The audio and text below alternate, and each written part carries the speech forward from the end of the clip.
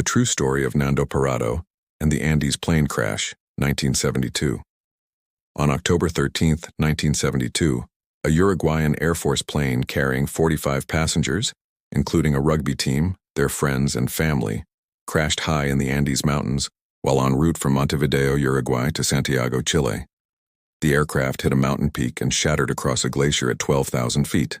Only 33 people initially survived the crash. They were stranded in one of the most remote frozen places on Earth, surrounded by towering peaks and snow as far as the eye could see. Temperatures dropped below 30 degrees Celsius at 22 degrees Celsius. With no trees, no shelter, and barely any food, the survivors faced impossible odds. Rescue missions failed to locate them, and after 10 days, radio reports declared them officially dead.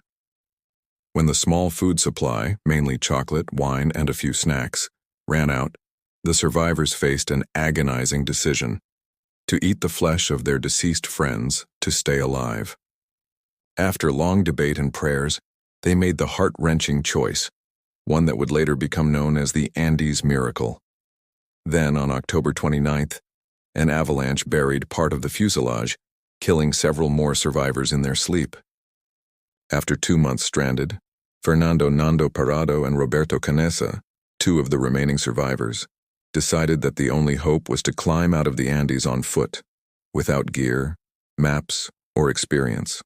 Wearing layers of thin clothing and carrying makeshift sleeping bags, they hiked for 10 days across glaciers and mountains, enduring snow blindness, starvation, and exhaustion.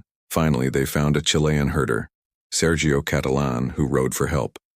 On December 23, 1972, after 72 days in the mountains, rescuers reached the wreck site.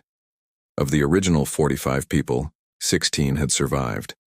The survivors' story became legendary, not for their suffering but for their extraordinary will to live, teamwork, and moral courage under unthinkable circumstances. It has been chronicled in books and films, most recently in the acclaimed 2023 Netflix movie Society of the Snow. What makes this story so incredible isn't just the physical survival, it is the spiritual one. Despite despair, guilt, and fear, the survivors formed a community, cared for one another, and found meaning in the act of survival itself.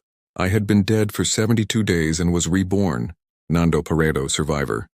Please like and subscribe, thanks.